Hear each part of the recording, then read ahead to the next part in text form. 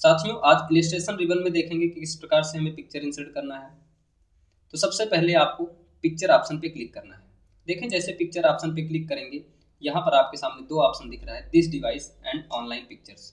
यदि आप इंटरनेट से कनेक्ट हैं तो यहाँ पर आप ऑनलाइन पिक्चर भी अपने डॉक्यूमेंट में इंसर्ट कर सकते हैं, और यदि आप अपने डिवाइस से पिक्चर को इंसर्ट करना चाहते हैं तो इस ऑप्शन पे क्लिक करें।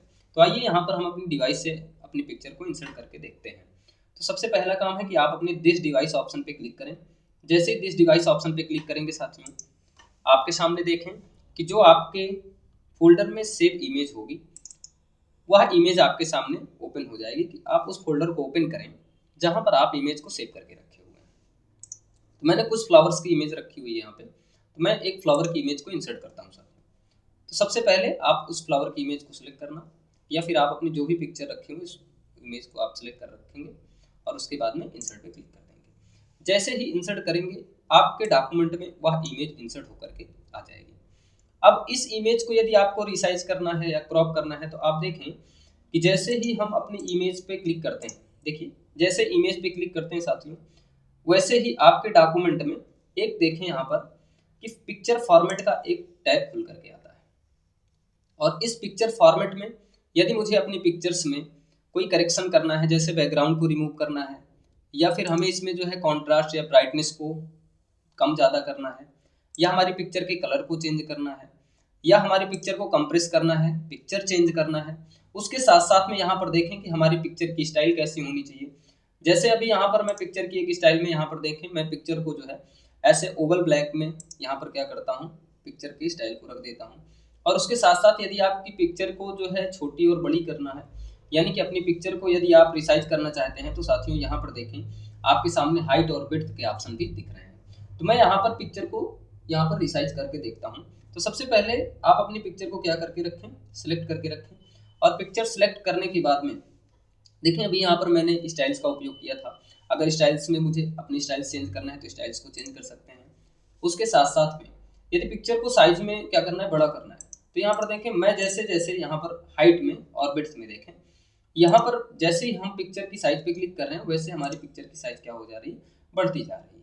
तो इस प्रकार से साथियों हम क्या कर सकते हैं, अपने पिक्चर की साइज को, अपने पिक्चर की स्टाइल को, या अपने पिक्चर के बॉर्डर को भी, यहाँ पर देखें आपके सामने लिखा हुआ है पिक्चर का बॉर्डर, यानी कि जब आप पिक्चर फॉर्मेट में रहेंगे तो पिक्चर के बॉर्डर में जैसे ही क्लिक करेंगे, यहाँ पिक्चर का बॉर्डर कैसा रखना है, जैसे मैंने रेड कलर कर दिया अपने पिक्चर का बॉर्डर, तो पिक्चर के बॉर्डर को भी आप क्या कर सकते हैं, यहाँ पे इंसर्ट कर सकते हैं साथियों। तो इस प्रकार से अपनी पिक्चर में जो भी फॉर्मेटिंग है उस फॉर्मेटिंग को अप्लाई करके अपने पिक्चर को अपने डॉक्यूमेंट में इंसर्ट कर सकते हैं। अब इसके बाद में नेक्स्ट यहाँ पर बात आती है आपके इंसर्ट में, यहाँ पर सैप्स को इंसर्ट करना है। जैसे यदि आप सैप्स को इंसर्ट करना चाहते हैं तो सैप्स में हम कैसे सैप्स को इंसर्ट करेंगे, देखें यदि आप अपने सैप्स में देखेंगे कि सैप्स में बहुत सारे प्री डिफाइंड सैप्स यहाँ पर रखे हुए हैं।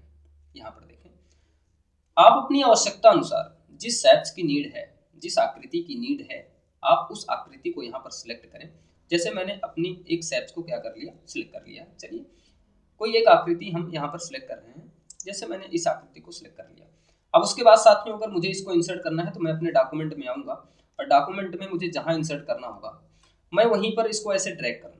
यहाँ पर देखें मैं इसको ड्रैग कर दिया। जैसे ही ड्रैग करेंगे आपके डॉक्यूमेंट में वह जो आकृति आपने ले रखी है वह आकृति इंसर्ट होकर के आ जाएगी।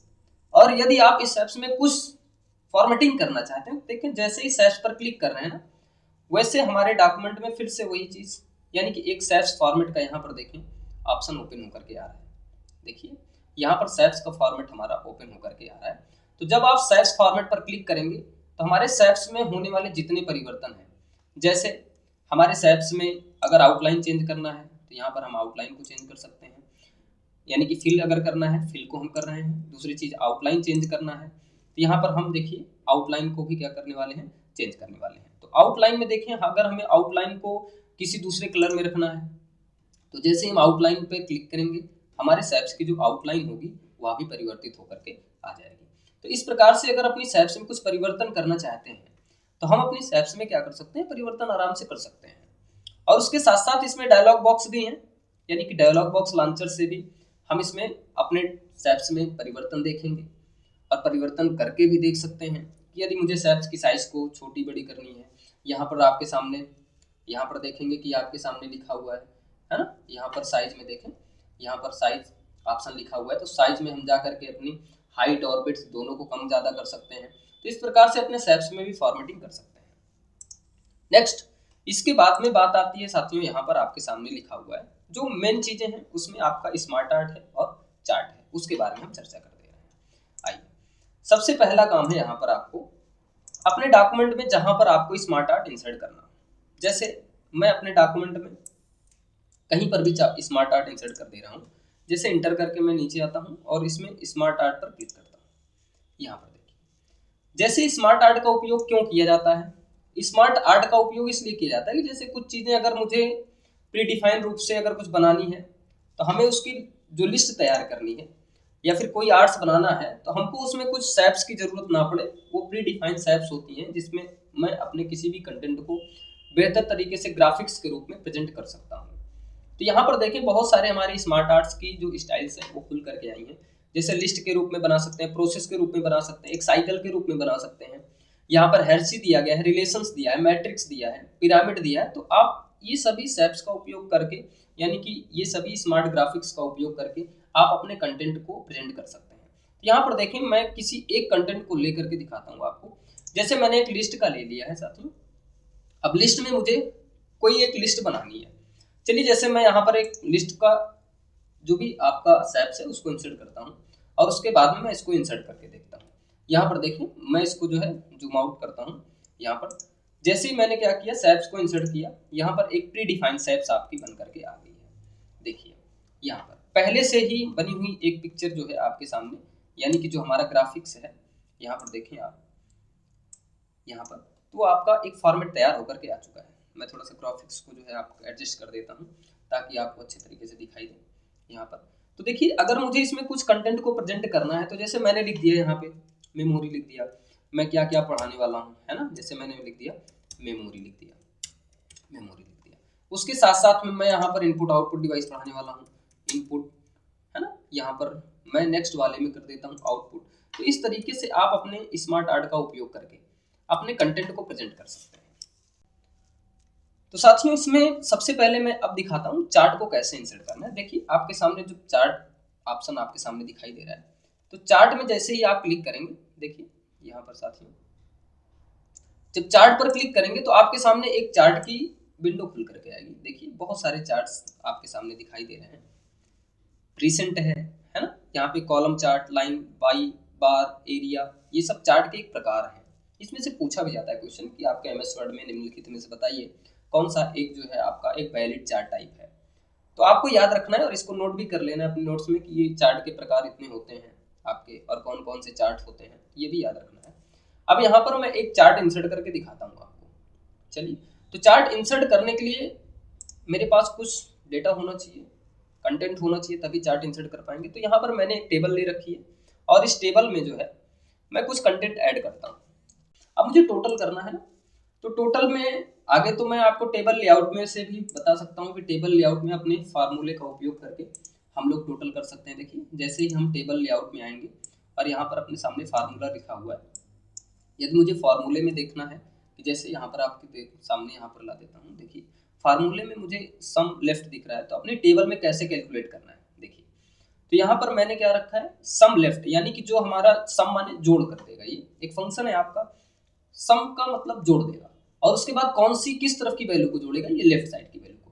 तो हमें कहाँ पे जोड़ करके रखना है, लेफ्ट साइड, यानी कि लेफ्ट की जितनी वैल्यू हमारी जोड़ करके रखते हैं। तो देखिए वहाँ पे आपका 30 आ गया इंसर्ट होकर के, है ना। तो इस तरीके से आपको क्या करना है, जितनी सेल में आपको ऐड करना है, तो आप अपने टेबल लेआउट टैब में आए और यहाँ पर सबसे कॉर्नर पर देखने को मिलेगा फार्मूला, फार्मूले पर क्लिक करें। अब यहाँ पर एक चेंजेस करने हैं। देखिए जब आप दूसरी सेल में जाएंगे आप ऐड करने के लिए, तो यहाँ पर एक चीज दिखाई देगा एबव, तो एबव को ही आपको क्या करना है, एबव को रिमूव कर देना है। रिमूव करने के बाद में आपको क्या करना है, यहाँ पे लिखना है लेफ्ट, आपको लिखना है लेफ्ट। और जब आप लेफ्ट लिखें तो लेफ्ट लिखने के बाद में जैसे ही आप ओके पर क्लिक करेंगे, देखिए तो वैसे ही आपके सामने जो उसका ऐड होगा वह होकर के आ जाएगा। अब उसके बाद फिर से आपको फार्मूले पे क्लिक करना है, फिर से आपको लेफ्ट की वैल्यू जोड़नी है। तो यहाँ पे आप लेफ्ट लिखें अपने फार्मूले में और उसके बाद में फिर ओके कर दें। तो देखिए इस प्रकार से आपकी जो टेबल है वो बनकर के रेडी हो चुकी है। अब मुझे इसमें अपने चार्ट को इंसर्ट करना है, तो हम सबसे पहला काम करेंगे, इंसर्ट पर क्लिक करेंगे और क्लिक करने के बाद में अपने चार्ट ऑप्शन पे आएंगे। देखिए यहाँ पर चार्ट का ऑप्शन दिखाई दे रहा है आपके सामने, तो मैं अपने चार्ट के ऑप्शन पर क्लिक करता हूँ और चार्ट के ऑप्शन पे जैसे क्लिक करेंगे यहाँ पर आपके सामने बहुत सारे मल्टीपल चार्ट्स दिखाई दे रहे हैं। तो मैं एक चार्ट का उपयोग कर लेता हूँ, जैसे कॉलम चार्ट का। तो कॉलम चार्ट का उपयोग करने के लिए मैं कॉलम के किसी एक चार्ट पे क्लिक कर दे रहा हूँ। आइए, तो एक चार्ट पे क्लिक करने के बाद मैंने क्या कर रखा है, ओके कर रखा है। अब जैसे ही हमने ओके कर रखा है, देखिए आपके सामने आपके डॉक्यूमेंट में मैं दिखा देता हूँ थोड़ा सा यहाँ पर, कि जो हमारा डॉक्यूमेंट में डेटा है, अब वो चार्ट तो इंसर्ट होकर के आ गया है, लेकिन उसके साथ साथ में एक एक्सेल की सीट भी ओपन होकर के आ गई है। देखिए चार्ट इन माइक्रोसॉफ्ट वर्ड, देखिए ये सीट जो आपकी ओपन होकर के आई है। अब हमें इसी में डेटा को क्या करना होगा, फिल करना होगा। तो मैं क्या करता हूँ, सबसे पहले अपने डेटा को डिलीट कर देता हूँ। डिलीट करेंगे तो यहाँ पर देखिए जो भी आपके कॉलम्स बंद करके आ रहे हैं वो डिलीट हो जाएंगे। तो मुझे क्या करना है, सबसे पहला काम, मैं अपनी जो टेबल बना करके रखा हूँ, इस टेबल में मैं इस डेटा को क्या कर रहा हूँ, यहाँ पे सिलेक्ट करके कॉपी कर ले रहा हूँ। यहाँ पे कॉपी कर लीजिए। कॉपी करने के पश्चात फिर आप अपनी इसी एक्सेल शीट पर आएँ और उसके बाद पेस्ट कर दीजिए। देखिए जैसे ही हमने पेस्ट कर दिया, वह जो डेटा था, दिखा दे रहा है आपको, हम थोड़ा सा जूम करेंगे, यहाँ पर देखें जो डेटा मेरा कॉपी किया हुआ था और जो हमारे एक्सेल की शीट पर यहाँ पर देखें चार्ट इन माइक्रोसॉफ्ट वर्ड में जो डेटा हमारा कॉपी करके मैंने यहाँ पे पेस्ट किया, वही डेटा हमारा यहाँ पेस्ट होकर के आ गया है। अब उसके बाद में क्या करना है आपको, यहाँ पर आप इसको कैंसिल करें। यहाँ पे जो आपके कॉर्नर पर कैंसिल बटन दिख रही है, क्लोज की बटन दिख रही है, इस पर क्लिक करके क्लोज कर दें। जब आप क्लोज करेंगे यहाँ पर, तो क्लोज करने के बाद में देखें कि आपके सामने जो आपका चार्ट का डेटा है वह आपके सामने डिस्क्राइब करके आ चुका है। कि देखिएगा यहाँ पर लिखा हुआ भी आ रहा है आपके सामने, देखें नेम है, हिंदी है और इंग्लिश है। यानी कि आप अपने डेटा में देखेंगे कि जो आपके चार्ट का डेटा है वह पूर्णतः यहाँ पर, जैसे ये जो आपके कलर का प्रदर्शित हो रहा है, यानी कि number 1, number 2, number 3 serial number से आ रहा है। तो सीरियल नंबर से आ रहा है, तो यानी कि अब इसमें हमारा जो डेटा है सीरियल नंबर 1 पे जो है उसके डेटा को, सीरियल नंबर 2 के डेटा को, सीरियल नंबर 3 के डेटा को इस तरीके से क्या करेगा, वो प्रेजेंट करता हुआ दिखाई दे जाएगा। तो इस प्रकार से हम क्या करेंगे, अपने चार्ट को भी इंसर्ट कर सकते हैं साथ में। अगली चीज, नेक्स्ट ऑप्शन है आपका, इसमें जो है दिखाई दे रहा है आपके सामने, देखें स्क्रीनशॉट। क्या है, स्क्रीनशॉट है। तो हम अपने डॉक्यूमेंट में अगर कहीं से भी स्क्रीनशॉट को इंसर्ट करना चाहते हैं, तो कैसे हम स्क्रीनशॉट को इंसर्ट करेंगे। तो सबसे पहला काम है कि जब आप स्क्रीनशॉट इंसर्ट करना चाहें तो स्क्रीनशॉट ऑप्शन पे क्लिक करें और क्लिक करने के बाद देखिए आपके सामने लिखा हुआ है स्क्रीन क्लिपिंग। तो जब आप स्क्रीन क्लिपिंग पर क्लिक करेंगे, देखिए जैसे मैं स्क्रीन क्लिपिंग पर क्लिक कर रहा हूँ और उसके बाद में जैसे स्क्रीन क्लिपिंग पर क्लिक करके जब मैं बाहर आ रहा हूँ, है ना, यहाँ पर देखें, तो आप अपनी विंडो में जहाँ से आप चाहते हैं कि मेरी उतनी स्क्रीन को क्या करके आए, वो कैप्चर करके लेकर के आए, तो मैं जैसे इतनी स्क्रीन को कैप्चर कर रहा हूँ, तो उसको सिलेक्ट कर लेना है आपको। और सिलेक्ट करने के बाद जैसे ही आप देखेंगे कि आपके डॉक्यूमेंट में जो आपका स्क्रीनशॉट था वह भी कहीं पर भी जहाँ पर आप इंसर्ट करना चाहते हैं उस डॉक्यूमेंट में वह स्क्रीनशॉट आपका इंसर्ट होकर के आ चुका है। और फिर से वही चीज़ें हैं कि जब आप अपने इसमें कुछ फॉर्मेटिंग करना चाहते हैं तो आप अपने पिक्चर के फॉर्मेट में आए और इसकी साइज को कम ज़्यादा करना चाहते हैं तो यहाँ पर साइज ऑप्शन पे क्लिक करें। तो इस प्रकार से आप अपने डॉक्यूमेंट में जो है यहाँ पर जो आपका स्क्रीनशॉट है उसको आप इंसर्ट कर सकते हैं साथियों। तो आज की वीडियो में बस इतना ही, मिलेंगे आपसे नेक्स्ट वीडियो में हम बुकमार्क और क्रॉस रेफरेंस और हाइपरलिंक के साथ में। जय हिंद साथियों।